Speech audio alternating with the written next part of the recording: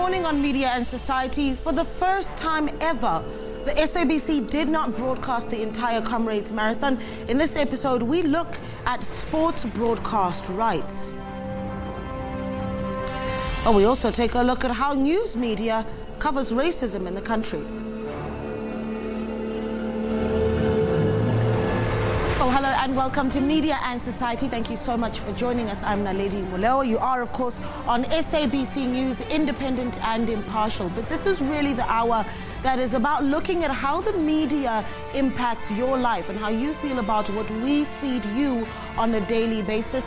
So remember to share your thoughts with us on any of our discussions this morning. You do so by giving us a call on 011-714-0661 or 0662. You can also tweet using the hashtag SABC Media Society.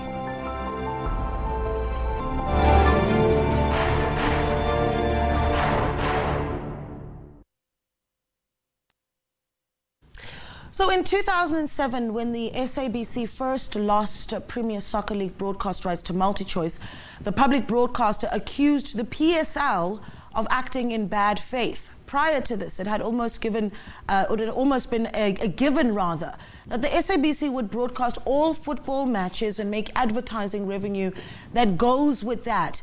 There was a time, the weekend with the SABC had, Friday night boxing. It had youth sports with Trevor Noah. You may remember that. That was on Saturday, which would be followed by basketball with Siyabonga Ngwegazi. Then Valen Kirtley with athletics, and later Robert Marawa and Walter Mokwena with football on SABC 1, while SABC 2 had rugby. A weekend with SABC 1 and 2 is no longer like that. Last week, the Comrades Marathon was also not on SABC 2, as usual. Radio stations no longer have these as well. So how are sports rights decided?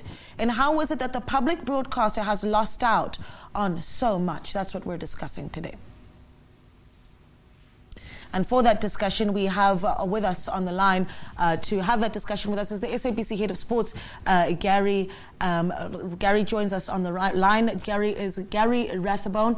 We also have Mqondisi Mngcobo, who is the chairperson of the Comrades Marathon Association, joining us a little bit later. But also joining us now via Zoom is Xolile Mpisane, a multimedia sports journalist with Isolezwe newspaper. Gary, a good morning to you. I want to start with you. Thank you so much for giving us your time. I really just went all the way back in time, didn't I? And took us back to what a sporting weekend looked like in South Africa, 2007.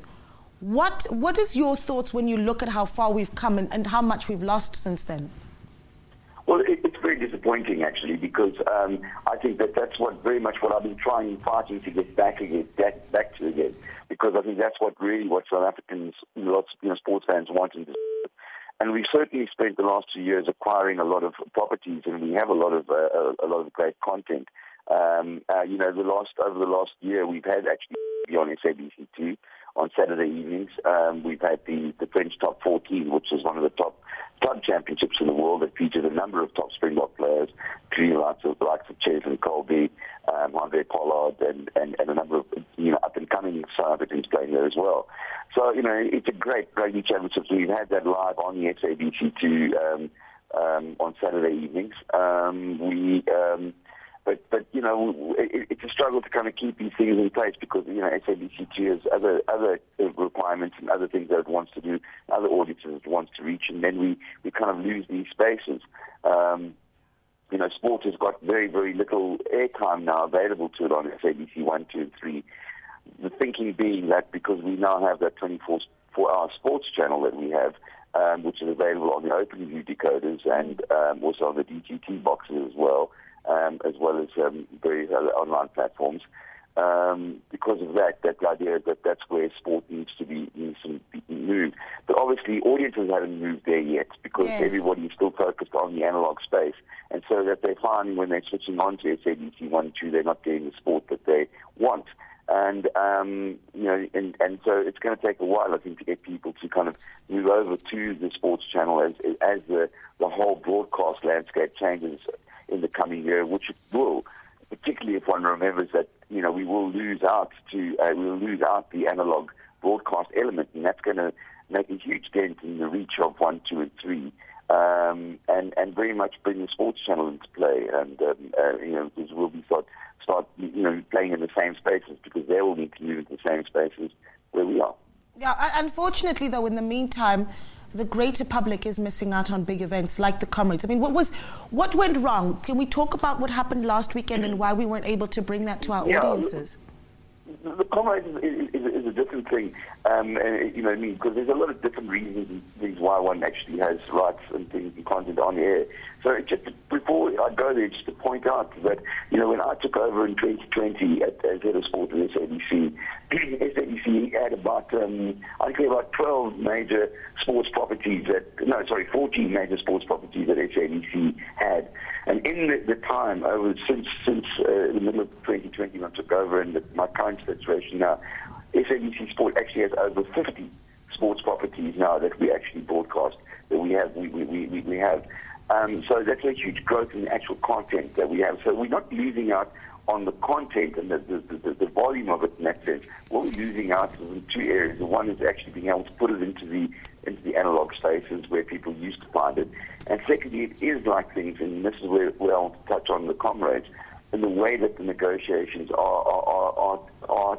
do take place, and particularly where we come up against the kind of super sports position in the market and their kind of dominance, the fact that they've got the kind of money to spend to kind of turn heads and get you get rights owners to come to them. So to give you some background into the Comrades thing, we were actually negotiating with South Africa for quite a long period of time. We actually had renewed our original deal back in 2020 for the 2021, and in 2022 we started negotiating for the renewal of that deal. What happened though is that they decided to kind of go behind our backs and do a separate deal with SuperSport, and they came back to us. Said, okay, it's a done deal. SuperSport are taking all the premium stuff and they're going to pay us a whole lot of money for it.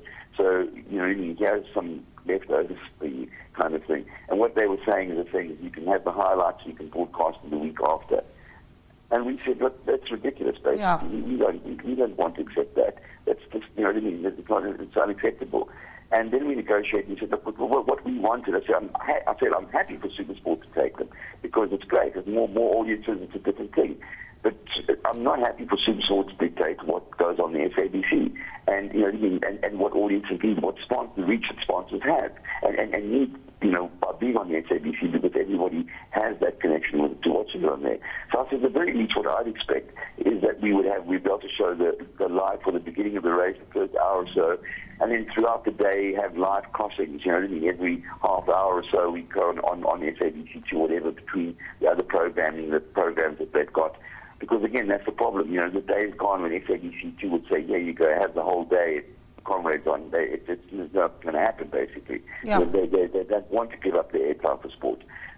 So, but then we said, great, but still we could have live crossings. So 10 minutes of updates, every hour we would go and then make sure we cover the live, the final couple of hours of the event when the winners come towards the finish, and then the cross again to when all the stragglers are coming through. There was always such a dramatic part of watching the Comrades and people trying to beat the cut-off time, and watching people trying to make it over the line just before that. That was a big part of the experience of watching the Comrades, and to have those kinds of things.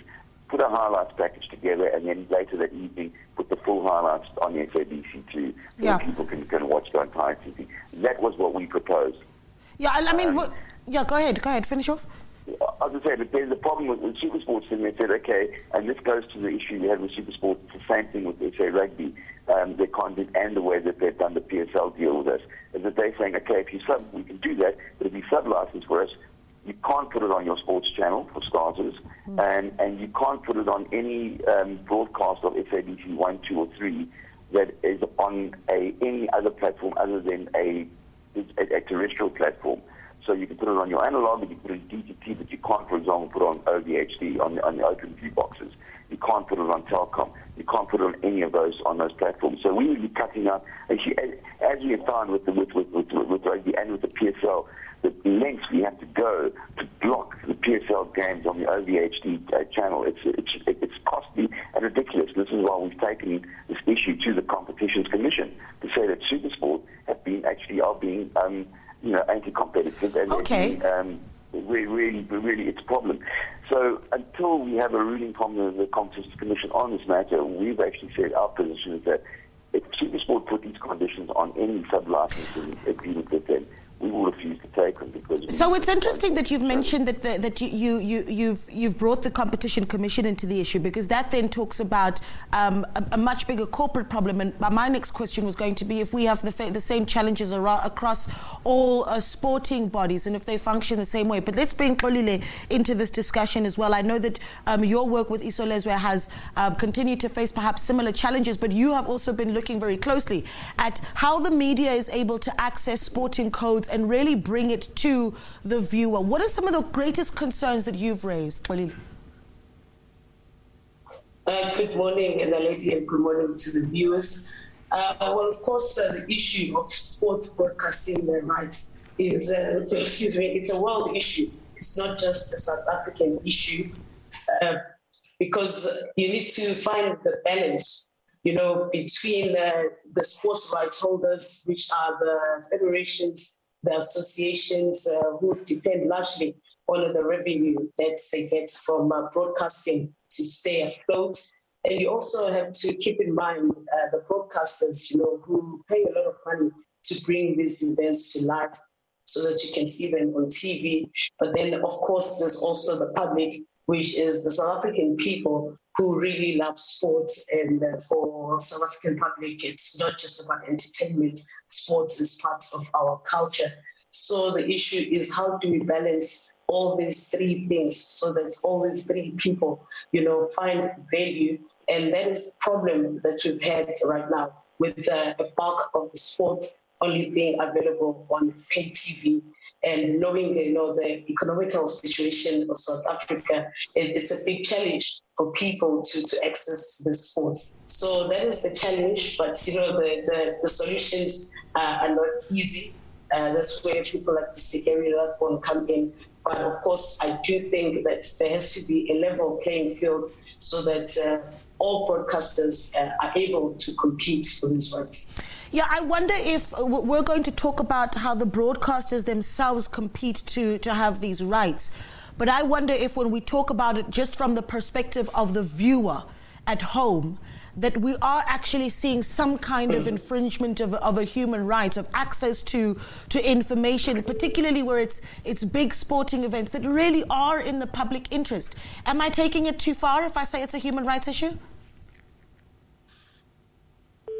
Like I mentioned, sports for us in South Africa is not just entertainment. It does feel like a bit of a right. So definitely, especially when it comes to sports of national interest, it does, touch the public a lot, and they are not able to access the sport. But now the solutions are not as easy, as us saying this should be freely available to free-to-air channels, because there are other issues behind.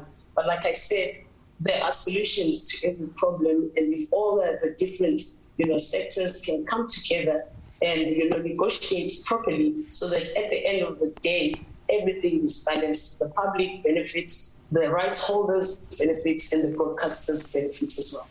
Yeah, we are going to speak to Mr. Mqondisi Ngcobo, the chairperson of the Comrades Marathon Association as well, and we'll continue our conversation with Gary Rathbone, SABC head of sport, and Xolile as well from Isolezwe newspaper. Stay with us. We're going to continue this discussion on the other side of this.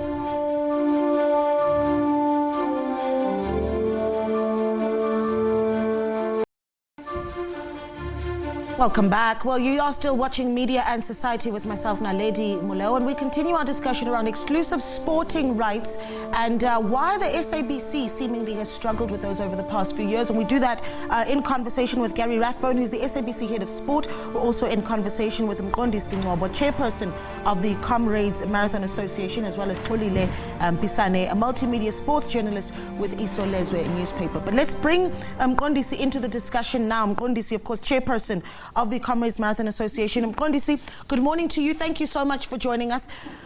Well, congratulations on a successful weekend last week. I think that's first and foremost. Are you concerned, though, about who is able to watch the Comrades Marathon? Thank you so much, and thank you for the congratulatory remarks. We are concerned, obviously, because we want as much coverage as we can, because we have a product that we have to sell to our prospective sponsors, and obviously even access to our public, because this is a national asset. Comrades Marathon is a national asset. Obviously, we always want to have as much of a reach as possible throughout the country and across the globe. Yeah. What is it? Talk to me about the discussions that happen with the sporting code itself and broadcasters around who then is able to access and broadcast whatever sport it is we're talking about, in your case, the Comrades. Obviously, as an event organizer, Comrades Marathon Association is affiliated to, obviously, Athletics South Africa through our provincial federation, which is KZN Athletics. And obviously, when you look at our sport, our circumstances are a little bit different in the sense that we do not hold the broadcast rights. They are held by the federation. So discussions in terms of who they're going to come to an agreement in terms of securing the rights are done at that level, at the level of Athletics South Africa. Are you satisfied with the approach then that is being taken by those authorities at this point? Obviously, we would have loved to get more coverage. Obviously, you will appreciate that, the radio component is a little bit of a challenge for us. And obviously, as you put it, to try and cover as much as possible in terms of all the markets in the country, including the lower LSMs. So we will also have to review and check from our side in terms of how much ARs we managed to secure as part of our coverage this year. Obviously, we'll do that as part of our debrief. At this point, we don't have the numbers and the statistics in terms of how much coverage we received. Yeah, Gary, I'm going to bring you in here again because I'm going to see they're touching on the issue of radio and how radio fares. I mean, you've got radio stations at the SABC, like, for instance, Radio 2000, Gary, that particularly whose mandate mainly really is sports broadcasting. And then you've got the Ukhozi FMs and Motsweding FMs and those radio stations that are quite pivotal in being able to bring sporting content to the listener. What are the challenges that we're having in the radio space? Are we still having blockages there in terms of being able to access rights? Yes, I mean, radio, as you say, I mean, the radio is such a powerful tool in the SABC's arsenal in terms of reaching out and communicating to millions of South Africans. But again, the problem that we've had is the same thing as I was talking about earlier on in finding space on SABC 1, 2, and 3 these days for sport, the limitations that we have there. It's been similar with radio. So radio are finding that the days when they would be prepared to broadcast the whole day on one sports event. I mean, we saw this with cricket last year, where they felt that having a test cricket, full days, commentary of the whole day, or 5 days of a test on Radio 2000 interfered with their ability to try and commercialize the station now more, because obviously it's become a big factor for them. So that's been a problem. However, we still can do reports and updates and keep people informed, and even in that process, it allows people to kind of follow things, whether it's a day's play on the test cricket or a full day of the Comrades, for example. Radio can play an incredibly important role. I mean, we're actually doing a thing right now, since I'm in Cape Town at the moment, for the Mitchells playing sevens, which is a thing that the SABC have put together with the City of Cape Town, the Deputy Mayor. And we've got Radio Good Hope on site at the venue, giving updates throughout the day, basically, of all what's going on, as well as filming it live for production. And again, that's also coming through onto our programming during the course of the day in stages. We can still do that, but again, it's important that we need to acquire the rights to continue to do that. Although, I suppose we can still do reports and things like that. That's from a news type perspective.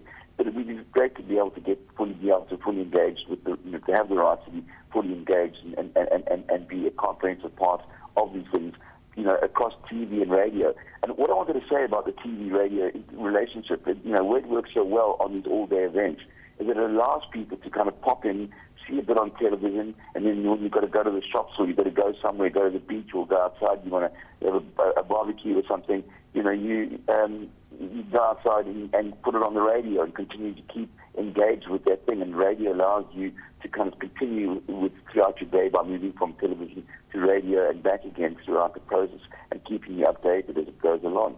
So it's a great media proposition that we offer on the SABC to keep people engaged and informed. And it's always a pity when for various reasons we can't do that. And obviously that means we lose revenue. So this is now the sustainability of the business of the SABC that's also being compromised here. Well, that's the message that's coming through. This idea that in terms of making the airtime available, that they need to find other ways to commercialize it. Basically, I think that's the key part is why we need to get the sponsors back on the SABC to kind of make it revive that value again. But at the same time, as I said, it doesn't necessarily mean that if we can't broadcast a kind of full minute-by-minute coverage or something, we can't still continue the narrative throughout the day. Even if it is a sort of 5 or 10 or 15-minute updates and reports as the day goes along, every hour or every half hour, or whatever the case may be. So there's still space to do that, and it still works on a general level. The problem is when we actually then deny, because then we are told we're going to sub-license these rights, but conditions are put on it, and then we say, well, how do we actually make it work if you're going to put conditions on it? The whole point about this, and we talked about it earlier on, that these things, particularly things like the comrades, like rugby and the PSL and all these things that are essential elements, not just South African sporting life, but the whole identity as a nation, that these should be accessible to every South African in some form or another. And for a pay TV broadcaster, put in place restrictions and limit that access. So you can have it on condition you only limit it here and you can't play it there. It just goes against the whole idea of what we should be doing. I think it's very possible for us to have a very good compromises to ensure that the pay TV don't lose the value that they pay for, but at the same time still make it accessible and workable and viable for everybody. Xolile, I'm going to bring you in here because I think that you're able to look at this not just from the Sporting Code's perspective or the SABC's perspective. You've got a more of a bird's eye view over it, right? We heard Gary earlier saying that this is why we need the Competition Commission to step in here and look at what broadcasters like SuperSport, for instance, are doing. And you've got Umqondisi essentially saying, well, we, the sporting codes, don't make those final decisions anyway about who gets the rights. So is it time that we have authorities step in? Is it time for government to step in? What needs to happen now? Well, the government, has tried to step in, but they could do more. By more, I'm saying even in terms of making the SABC more competitive when it comes to bidding for such rights, and also just making sure that the level of competition is, it allows everyone to compete. And the sports rights holders really don't have much of a say because, like I said, at this moment, they do depend largely on broadcasting rights. So maybe if more sponsors came aboard and, brought in more money, then they would be able to, not depend only on the broadcasting rights and be able to lower, these prices of ease to acquire these rights to make sure that, even the public broadcaster and other free-to-air channels can be able to compete. But that being said, there are other ways, of being creative. But as Mr. Rathman has mentioned, there are restrictions. But with discussions, there could be delayed broadcast issues, sub-licensing, and also like highlight packages, just to make sure that all the people all over South Africa have access, because these are really national sports, especially when we talk about our national teams. It's really disheartening when people are excited about Springboks winning the World Cup, and then after that, it just dries up. They have no access to sports like rugby, cricket, and so on. So I believe that with more negotiations, there should be solutions to make sure that the content is shared so that everyone benefits. Yeah. Is the issue, Xolile, not that, you and Gary have now talked about needing to bring the sponsors in so that that conversation becomes a smoother one, and so, the likes of the SABC can have exclusive broadcast rights. But is the issue simply that sponsors themselves perhaps don't understand the landscape of South African media consumers, that free-to-air TV does have the largest numbers, that stations like Ukhozi FM do have the largest numbers, and then you do have more eyeballs and more people listening on those platforms? Yes, I do believe that we have a general problem when it comes to sponsorship in South Africa, especially where sports is concerned.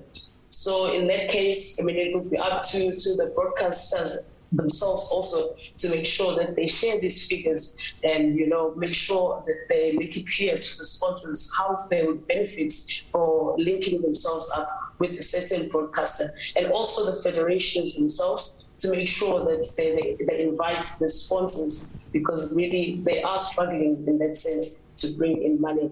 That's it. Like I said, there's more levels to sports, You can also start at grassroots level and going all the way up, to the national team. Like what SABC did very well was taking on board the Hollywood Bet Super League, which is the highest women's football league in the country. And I do believe that the numbers keep growing for that one. So there are other, avenues also to look at, and to be more creative and to make sure there's also more capacity to show these sports, because you find that at some point there's a lot happening at the same time, and you find that.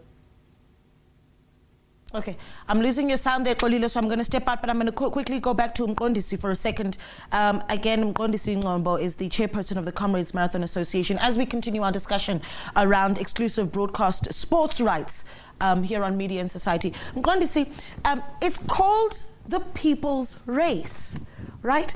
Was there no way that the association itself could go back to Athletics South Africa and say, well, it has to be on the public broadcaster, and if that is an impossible thing for you to do, what damage is this doing to the development of the sports and the growth of the sport itself when it's losing traction with the viewers?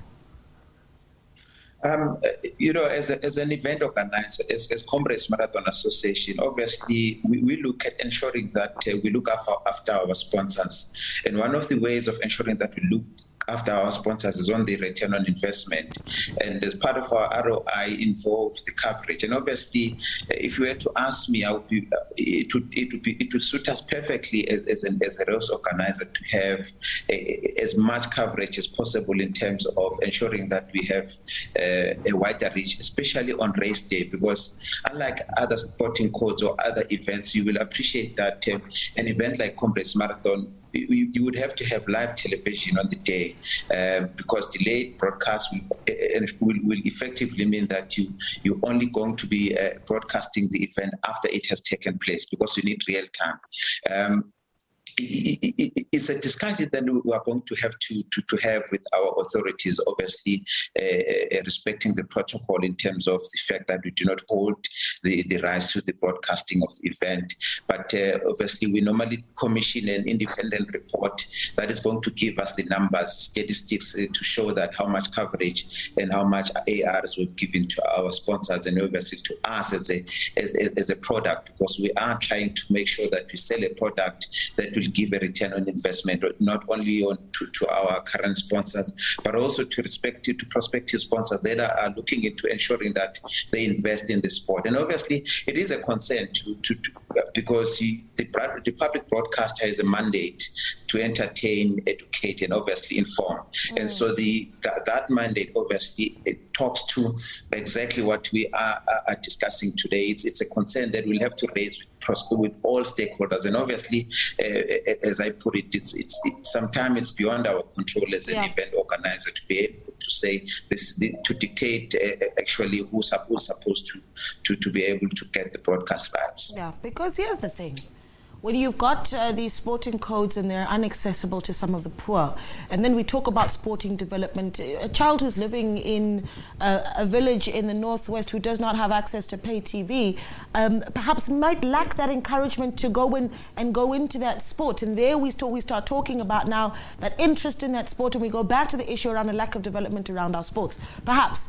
But Gary, how much responsibility should we take as the broadcasters ourselves? I mean, at what point did we perhaps drop the ball? There was a point that was made earlier by Xolile to say, well, are we sharing the stats with sporting codes around what our numbers really are as the public broadcaster, as all these radio stations that we have under our belt? Gary, are you still there? Yes, can you hear me? Yes. Did you hear the question? Just repeat that end bit again. So the question essentially was, how much responsibility should we be taking ourselves as the broadcasters to say perhaps we're not doing enough in terms of communicating just how big our platform really is to sponsors and to sporting codes to argue our case? No, I mean, I think we are. I mean, advertisers and everybody know what the numbers are, and they know, what the situation is, and there's no one has any doubt about that. I think the problem is, though, is that, if we lose certain events that we can't because we have to compete for them from a financial point of view, never be able to compete with the pay TV, for example, because they're working on it. So the advertisers don't mean that much to them. Their revenue is based on subscriptions, on subscribers, which is a different model, basically. So it allows them to have a much stronger war chest and a much more contained approach to kind of putting money on the table to acquire these things. The issue comes in, that's what was touched on as well, what you mentioned, with the idea of exclusivity. So to keep that exclusivity, because they need to make it exclusive for subscribers. We're not that really fussed about exclusivity. I'd be happy to do deals, and I've said this in the negotiations with the ASA and the other thing. We're happy. We renew the deal with ASA, and that we then can make it available for SuperSport as well. Okay. They will have the same platform, and we don't have a problem with that. Yeah, so you're open to compromise, Gary. Before I let you go, one last question. I think your not necessarily your call to action, but what the next thing is going to be for you to ensure that the viewer at home has access to more and more sporting codes. What's on the top of your to-do list right now? Well, the main thing now is, and I've kind of strategized this in my approach, basically, because obviously things like with rugby and even things like athletics and esports where we use out to the pay TV broadcasting, we limit what we can actually show, is to say, well, there's other things that are grassroots. There are things that are happening in South Africa at the level below that top level. We need to focus on this. And so one of the things I have is a thing called Heritage Rugby, where we've actually focused on all the club rugby that happens around the country. We've got a series going on that. We can look at things that are happening at club level. It's like the Mitchell's Plain Rugby that we're doing here at the moment in Cape Town, all of those things. So we can still speak to South Africans, in a direct way at that grassroots level. And I think that's very much still part of our mandate. Yeah. But at the same time, yes, we still need those big ticket things because people need to see what they're aspiring to as well. Yeah. So that's an important part, and we need to have the full story, and that requires that compromise to be worked out with SuperSport. Yeah, Gary, thank you so much for your time. Gary Rathbone is the head of SABC Sport. Xolile, I'm going to get your final thoughts here, what you think needs to be done and how this conversation needs to be shifting from now onwards, so that next year when the comrades come, we're not having this discussion again. Yeah, the key word is definitely, compromise. But at the end of the day, it's also competition because it is a business. And we're sitting here, we're talking largely about SABC versus multi-choice and maybe e-media. But, the world is developing at a very fast pace. There's digital technology to consider. There are over-the-top broadcasters that are also coming through. So in the future, you'll find that you have even more and more, companies competing for these rights. So it's not just an issue of 2-3 broadcasters. In other countries, as I mentioned, you find that, consumers having to switch between 10 or more rights holders. So definitely the solution would be compromising and making sure that everybody does their part. And at the end of the day, we have to have access for all the people of South Africa, especially when it comes to the national sports. But definitely development is also another thing that the public broadcaster can look at to make sure that they keep having content for the people. Yeah, thank you so much. Xolile speaking to us. Xolile Mpisane is a multimedia sports journalist with Isolezwe newspaper. Baba Ngobo, before I let you go, you then now start the preparations for the next comrades, perhaps, and the work continues. If I ask you to say, what is your wish list for what you want to see for accessing of the sport by the viewer? I make the point that there is a 9-year-old Lerato who perhaps might have the aspiration of running the comrades, but she needs to see it. How do we make sure that we get that right for her? I think the key word from this discussion, obviously, is the compromise. And obviously, because we have realized the gap, we need then to start discussions and be robust about it and ensure that there's a meeting of minds, especially between the respective broadcasters and obviously the rights holders, to ensure that we have access to the sport, because we are at a stage where we're trying to ensure that we develop athletics and we present a product that is going to be sellable to the future generations. And the only way to do that is to get as much coverage as possible for our sport. If it means we go the route of dual broadcasts with discussions and obviously agreements between all stakeholders involved, it will be beneficial for our sport and obviously for the entire public. Yeah, well, we really do appreciate your time. Thank you so much for giving it to us on the Sunday morning. That there is Mr. Mqondisi Ngobo, chairperson of the Comrades Marathon Association.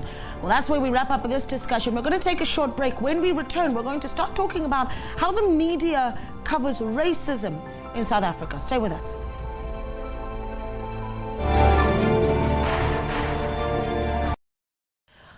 Welcome back to Media and Society. Now, media professionals have to deal with the issue of racism really on a daily basis, because we know that South Africa has a history of racism that goes back many, many years. Now, despite the reconciliation agenda of when democracy first came, racism still finds itself into public spaces like social media. And as a result, South African journalists can't not report on it. But really, what's the right way to do it? And are we doing so responsibly?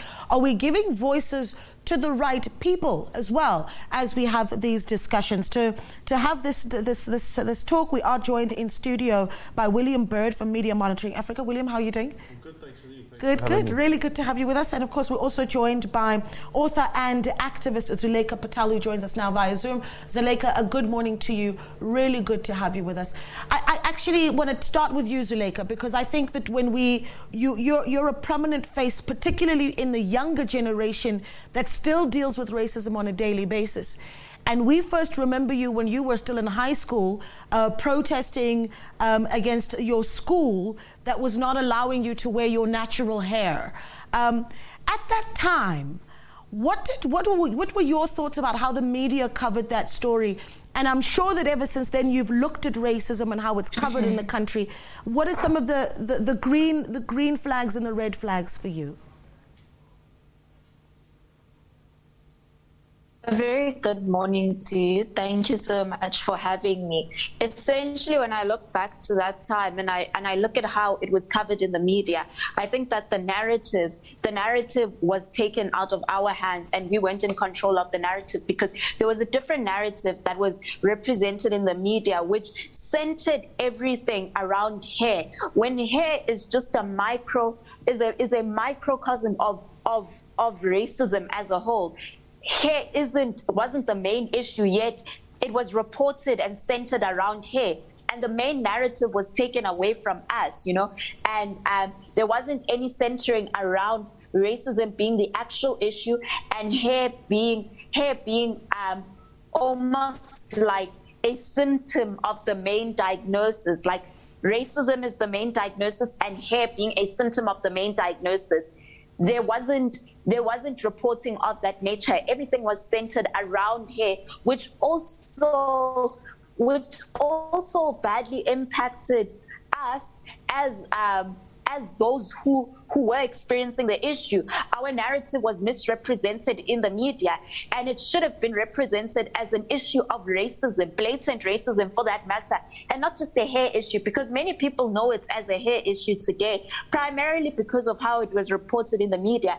And many people tend to associate me with hair, instead of associating the issue as a racism issue, and also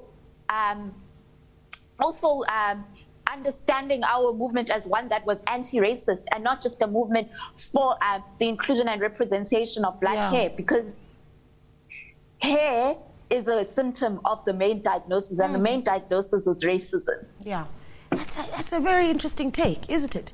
Because we talk about racism so often in the country, that take that she's just given me just says, well, do we spend a lot of time talking on the fringes of racism and actually not going to the heart of the matter? I mean, you spend a lot of time monitoring what the media does. Do you agree with what Zuleika's put on the table here? Yeah, I mean, she's spot on. I think the thing to add is that usually the nature of news and the event is that it focuses on the event. So it was focused on her hair, not on the issue, because also to unpack and understand the racism, it's a lot more challenging for media to sort of go in and understand that. It requires a lot more time. It requires a lot more resources to go and say, well, where did this thing actually originate? What was the kernel of the issue that led to her being expelled? What were the things that were going on in the lead up to that? And we see that on any number of occasions where children are expelled for traditional practices or for wearing different clothing, or all of these sorts of things, and they focus on that and not necessarily on the issues that underlie and underpin that. So I couldn't agree with them more in that regard. Yeah, I wonder if are we still afraid then to address racism directly? But I want to just move and bring another layer to the conversation, and we'll come back to that. Just this week, one media house, one that publishes a lot on digital platforms, and I'm not going to mention the name right now, held a webinar, right? And the discussion was what the correct punishment for racism really should be. The speakers were 4 white males and 1 black individual. We had the discussion as a news team, and we thought, wait, the representation here is quite something, where you've got a media house that holds a webinar on racism and has 1 black person speaking on the panel and 4 white people. What do you think of that? Is that what does that say about how media houses really treat racism and how people experience racism in the country, William? Well, I mean, I'm at a loss for words, to be quite honest, because you look at it and you go, this is not just the optics of that, to say, which isn't to say that those people don't have various levels of knowledge and expertise and that they shouldn't be speaking about it. I mean, one of the issues is that white people do actually need to speak about these things, particularly white men, because of course of intersectionality, that there's not just oppression around on the basis of race, but also on the basis of gender, sexuality, etc. So we do need to be, as a white man, we do need to be speaking about these things and unpacking them. But when you then go and you talk about what's the appropriate level of punishment for this particular offence, I think you need to be talking to the people that are the ones that are usually and most frequently the objects and the victims and the ones that are oppressed by that particular issue. Yeah, just a point of correction, the webinar hasn't happened yet, it's taking place this week, but I mean, it's an interesting point, Zuleika, because it says to me that we need to have a discussion about who we need to be talking to about certain issues.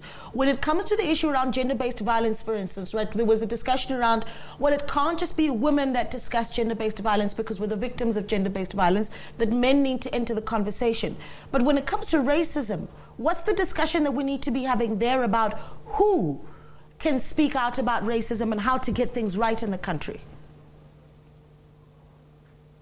For me, it's not a matter of we have individuals who have expertise or knowledge to talk about it. When you talk about racism, it's straightforward. When you talk about the angle of the kind of punishments that should be given for perpetuating racism. When you talk of the experiences of those that are disenfranchised and affected by the system of racism, you have to talk to those who are oppressed by it. You have to talk to Black, colored, Indian. You can't talk to those who the system does not affect.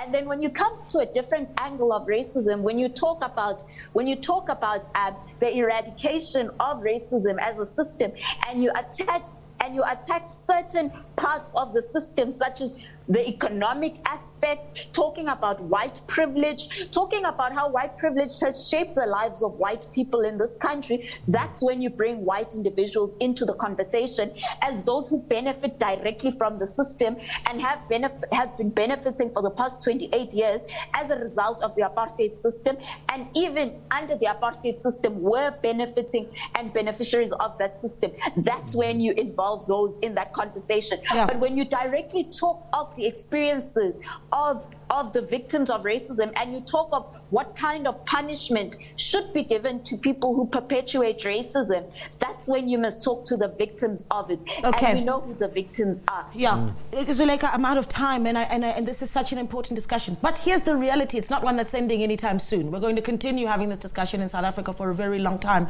But William, just as we close off, I think I'm going to ask you maybe to give a call to action to all media houses that are listening as Media Monitoring Africa.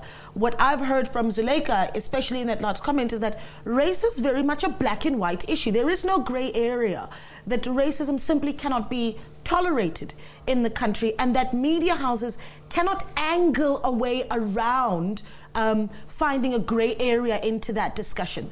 What is your message to media houses about how we responsibly tackle racism in the country? I think it comes from the point of departure of something like the public broadcaster, which is that these are fundamentally rights-based issues, and that they're all interlinked, and that you then, if you talk about racism, you need to talk about sexism, you need to talk about gender inequality, you need to also then talk about xenophobia as another system that directly is another form of racism. And then when you talk about that, you've got to just say, well, okay, we see the instance of it. It's not just about the instance of them kicking Zuleika out, or not just about the instance of stopping people from getting health care. It's about what underlies that, what underpins it, what are the values there, and how do we challenge those? Where's the South African Human Rights Commission in talking about these things? Where's the Commission on Gender Equality? You know, unpacking those and saying, well, what are the responses, and how does media play its part in combating, actively combating, and preventing and mitigating and fighting against racism? Because media has an active role to play. As much as Zuleika is an anti-racist activist, the media also have to be, not because they necessarily believe in it, but because freedom of expression and all human rights are interdependent. If you undermine one, you undermine all of them.